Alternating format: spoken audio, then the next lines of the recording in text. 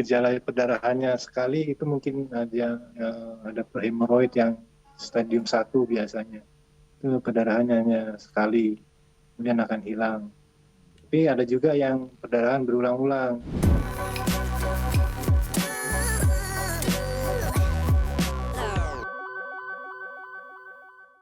BAB berdarah ini apa sih sebenarnya, penyebabnya juga apa? Nah, belum belum lengkap nih rasanya, dokter. Kalau kita belum tahu tanda-tanda ataupun gejala dari BAB berdarah ini apa aja sih, dok? Ya, jadi BAB berdarah itu merefleksikan beberapa hal. Mm-mm, Misalnya yang paling sering adalah hemoroid. mm-mm, Bisa juga karena perdarahan karena trauma, atau bisa juga karena tumor, bisa juga karena infeksi. Nah, gejala yang paling mudah kita lihat ya pertama buang air besar itu berdarah itu. Jadi menetes dia setelah buang air besar, mhm. atau bisa juga menetes dulu sebelum buang air besar. Itu tanda-tandanya berbeda-beda menurut masing-masing Tiap-tiap orang beda penyakit ya? akan memiliki gejala yang berbeda memang.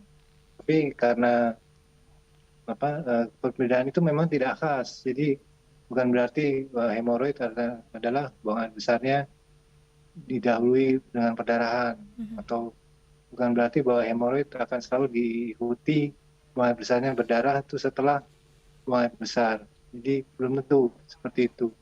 Sehingga untuk kita bertanya pada pasien itu hanya bertanya untuk apakah ada tanda-tanda untuk kedaruratan medisnya.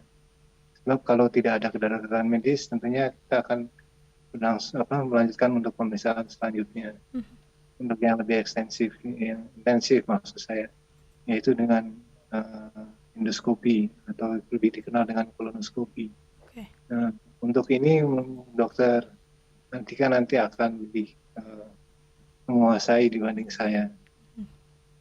Oke.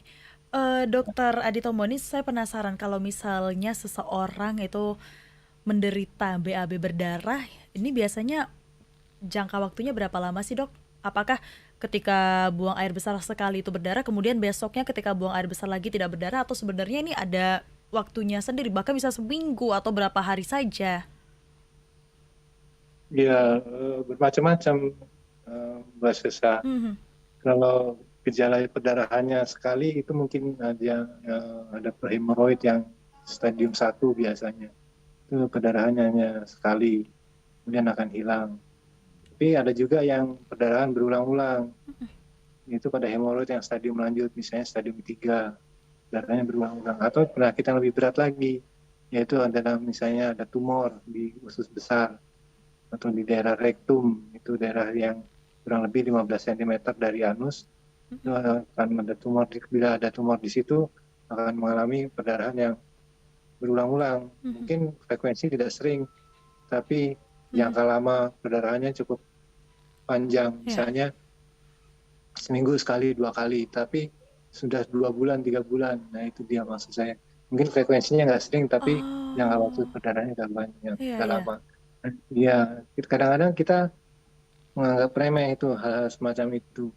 Tapi memang hal-hal semacam itu memang harus diperhatikan. Oleh karena itu sekali-sekali untuk mendiagnosis yang baik, Mhm. ya mohon maaf nih, sekali-sekali kita harus melihat feses kita yang Mhm. kita keluarkan sendiri, itu tanda yang diagnosis awal yang paling baik itu.